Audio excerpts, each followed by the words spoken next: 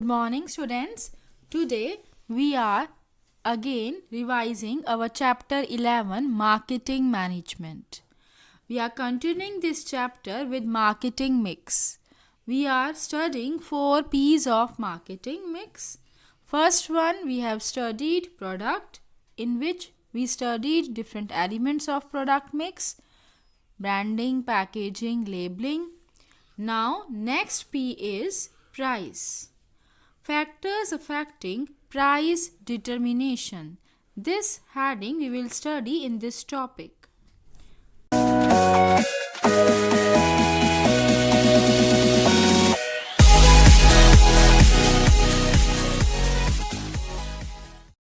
Students, जब हमें product का प्राइस डिसाइड करना होता है एक मार्केटिंग डायरेक्टर को, मैनेजर को, तो कौन कौन से फैक्टर्स उसे कंसिडर करने चाहिए उससे पहले?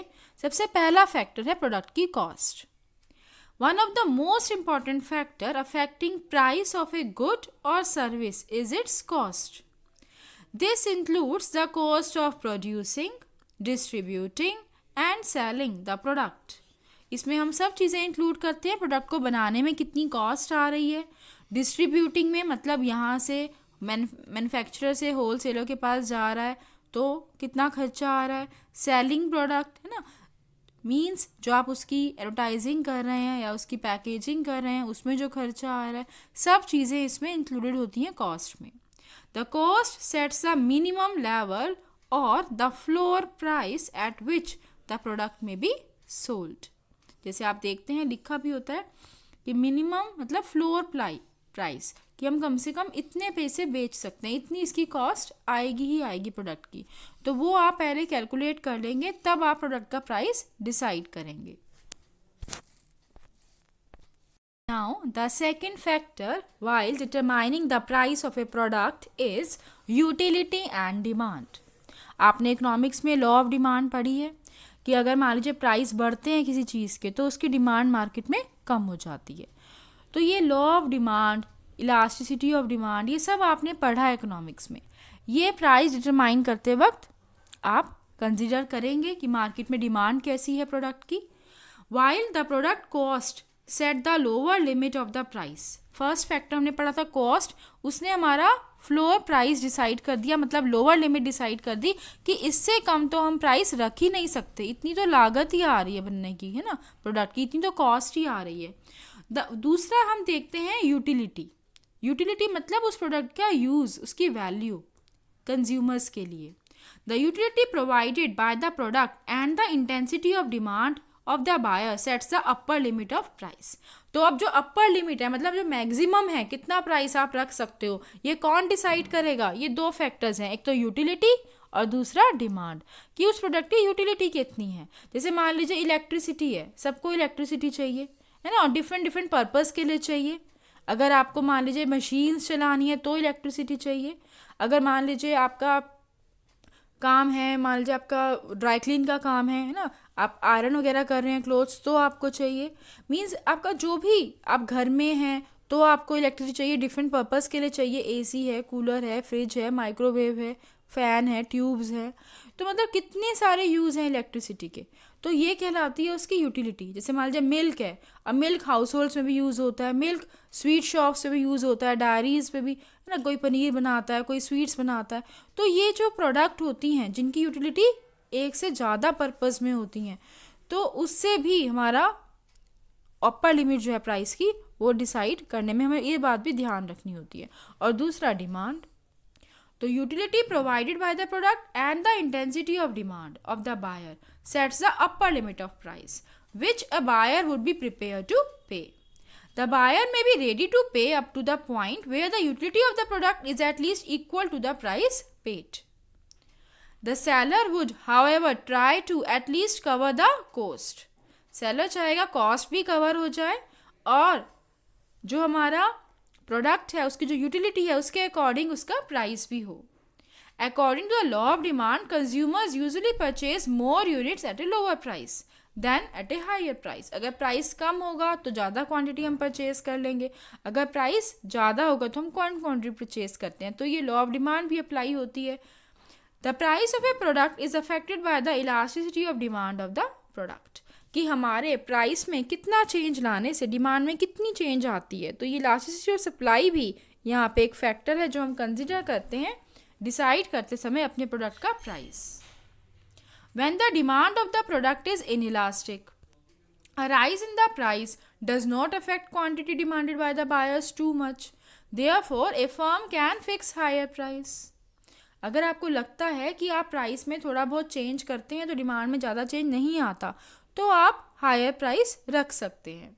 However, when the demand is elastic, अगर डिमांड है आपके प्रोडक्ट की elastic, it means small rise in price, आप प्राइस थोड़ा सा भी बढ़ाते हो, results in decrease in the quantity demanded by large amount, तो आपकी जो मार्केट में डिमांड है प्रोडक्ट की वो काफ़ी ज़्यादा कम हो जाती है, तो आप लोअर प्राइस भी फिक्स्ड कर सकते हैं।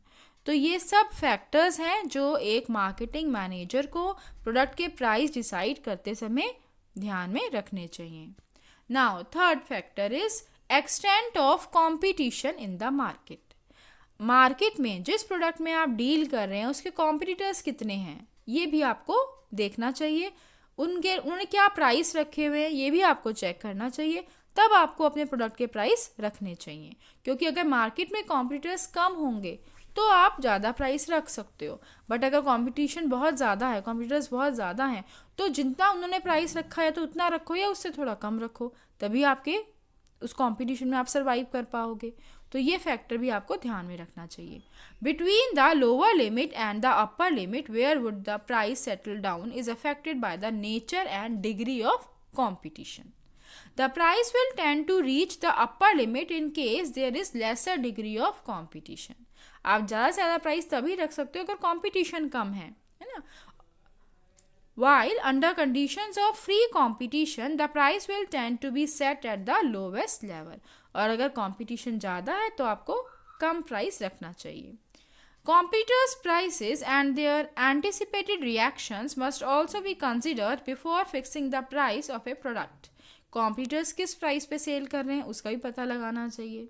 Not only the price but the quality and the features of the competitive products must be examined carefully before fixing the price. और उनके प्रोडक्ट की क्या क्वालिटीज़ हैं, क्या फीचर्स हैं, वो कितने प्राइस पे बेच रहे हैं, ये सब चीज़ें आपको पता होनी चाहिए प्राइस डिसाइड करने से पहले अपने प्रोडक्ट के। तो this is our next factor competition. Now fourth one is pricing objectives. Students, her company के अलग प्राइसिंग ऑब्जेक्टिव्स होते हैं। कई कंपनी चाहती हैं जहाँ से आप प्रॉफिट कमाना, उनका ये प्राइस सेट करते समय ये ऑब्जेक्टिव है। कईयों का होता है कि मार्केट शेयर लीडरशिप हो, मतलब मार्केट में सबसे ज़्यादा शेयर हमारा होना चाहिए, लीडर हम होनी चाहिए, सबसे ज़्यादा शेयर हमारा होगा। तो कईयों का ये होता है ऑब्जेक्टिव प्राइस डिसाइड करते समय। तो किस फर्म का क्या ऑब्जेक्टिव है, तो ये भी एक मैटर है जो हमें ध्यान में रखना है जब हम प्रोडक्ट का प्राइस डिसाइड कर रहे हैं। तो प्राइसिंग ऑब्जेक्टिव्स में डिफरेंट आप पॉइंट्स पढ़ेंगे। फर्स्ट पॉइंट पढ़ेंगे प्रॉफिट मैक्सिमाइजेशन। अगर आपकी ऑर्गेनाइजेशन का ऑब्जेक्टिव प्रॉफिट मैक्सिमाइजेशन है तब आप अपनी प्रोडक्ट का प्राइस क्या रखेंगे। If the firm decides to maximise profit in the short run, अगर हम चाहते हैं कि थोड़े समय में हम ज़्यादा प्रॉफिट कमा लें तो it will charge maximum price for its product. तो नेचुरली आप प्राइस ज़्यादा से ज़्यादा रखना चाहेंगे। But if it wants to maximise its total profit in the long run, पर अगर आप चाहते हैं कि हम लंबे समय में अच्छा प्रॉफिट अर्न करना चाहते हैं तो आपको लोअर प्राइस स्टार्टिंग में रखना चाहिए। धीरे धीरे मार्केट शेयर अपना बढ़ाना चाहिए और फिर धीरे धीरे ज़्यादा प्रॉफिट अर्न करना चाहिए। क्योंकि जब आप कम प्राइस रख के मार्केट में एंटर होंगे और फिर धीरे धीरे आपकी मार्केट में सारे कस्टमर्स फिक्स हो जाएंगे, अब आपसे ही परचेज करते हैं, फिर धीरे धीरे आप प्राइस बढ़ाना शुरू करेंगे, प्रॉफिट ज़्यादा अर्न करना शुरू करेंगे, सेल ज़्यादा होगी, तो इस तरह से आप ज़्यादा से ज़्यादा प्रॉफिट कमा पाएंगे। तो शॉर्ट रन में अगर कमाना चाहते हैं ज़्यादा प्राइस रख के कमा सकते हैं, बट अगर आप लॉन्ग रन में कमाना चाहते हैं तो कम प्राइस पहले रखें और इस तरह से धीरे धीरे ज़्यादा सेल करके ज़्यादा प्रॉफिट कमाएं। तो अगर आपकी फर्म का ऑब्जेक्टिव है प्रॉफिट मैक्सिमाइजेशन। दूसरा ऑब्जेक्टिव हो सकता है obtaining market share leadership. If a firm's objective is to obtain larger share of the market, it will keep the price of its product at lower level so that greater number of people are attracted to purchase a product. अगर आपको लगता है कि हमें तो बस market में leadership करनी है, मतलब सारे कस्टमर्स हमारे ही होने चाहिए ज़्यादा से ज़्यादा, है ना, तो आप प्राइस कम ही रखें।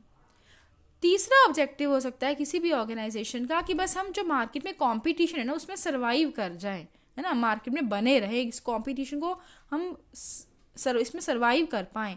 अगर ये ऑब्जेक्टिव है तो भी आपको क्या करना होगा, जो आपके कॉम्पिटिटर्स हैं, है ना, तो उनके क्या प्रोडक्ट हैं, किस तरह की क्वालिटी फीचर्स हैं, क्या उन्होंने प्राइस रखा है, तो इन सब की स्टडी करके उसके अकॉर्डिंग आपको प्राइस रखना चाहिए। If A firm is facing difficulties in surviving in the market because of intense competition or introduction of a more efficient substitute by a competitor, it may resort to discounting its products or running a promotion campaign to liquidate its stock. अगर आपको लगता है कि competition बहुत ज़्यादा है और जो प्रोडक्ट हम बेच रहे हैं उसका सब्स्टिट्यूट हमारा कॉम्पिटिटर और अच्छा ले आया है, अब हमारी प्रोडक्ट कैसे बिकेगी, अगर इस तरह की सिचुएशन है तो आपको अपना प्राइस थोड़ा कम कर देना चाहिए और एडवर्टाइजमेंट्स वगैरह पे ज़्यादा ध्यान देना चाहिए। इसके अलावा एक और ऑब्जेक्टिव हो सकता है ऑर्गेनाइजेशन का, अटेनिंग प्रोडक्ट क्वालिटी लीडरशिप। कई फर्म्स का ऑब्जेक्टिव क्या होता है कि हम मार्केट में लीडर हैं, क्योंकि हमारे प्रोडक्ट की जो क्वालिटी है वो किसी के पास नहीं है, हमारी बेस्ट क्वालिटी है पूरी मार्केट में।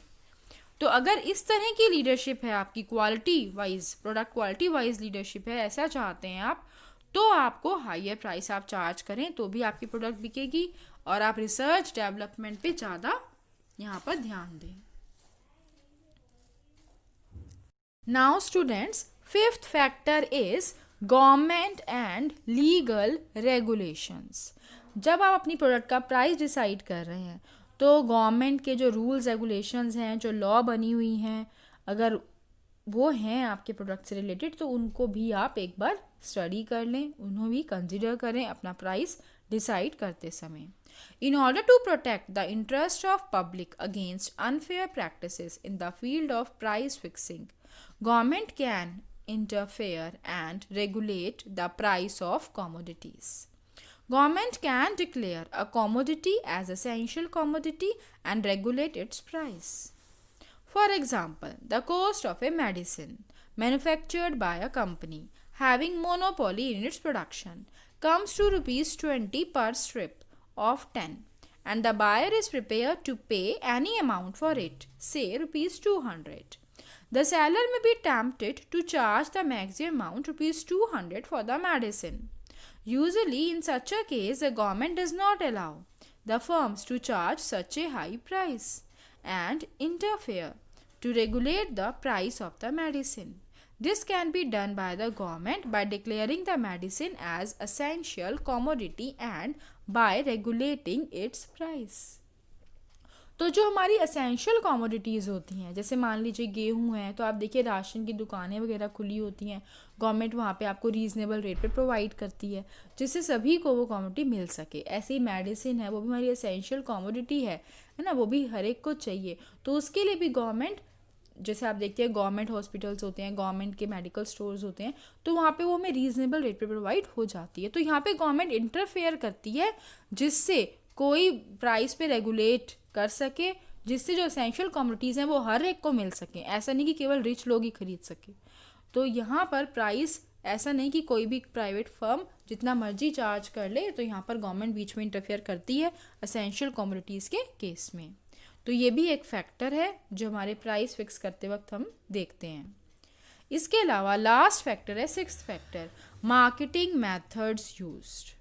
आपकी जो कंपनी है वो मार्केटिंग के लिए कौन सा मेथड यूज़ कर रही है ना, सेल्स प्रमोशन टेक्निक्स होती हैं, एडवर्टाइजमेंट्स होते हैं, कितना खर्चा आप इन चीज़ों पे कर रहे हो, तो ये भी आप देखते हो प्राइस डिसाइड करते समय। Price determination is also affected by the distribution system, quality of salesmen employed, quality and amount of advertising, sales promotion efforts, the type of packaging, product differentiation, credit facility and customer services provided. तो ये सब चीज़ें भी आप consider करते हो price decide करते समय कि हम आफ्टर सेल सर्विस भी दे रहे हैं, हमारी पैकिंग भी बिल्कुल इतनी अच्छी है, इतनी महंगी है, या हमारा प्रोडक्ट बिल्कुल डिफ़र है, तो वहाँ पे भी आप इन सब चीज़ों के भी प्राइस इन सब वजह से भी प्राइस बढ़ा देते हो।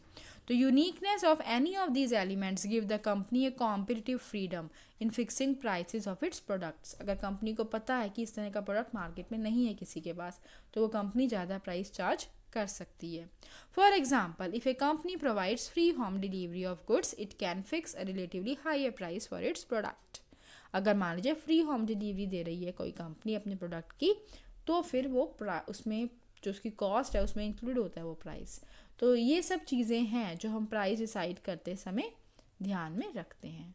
तो ये आपका टॉपिक कंप्लीट हो गया 4P में से second P price. Thank you.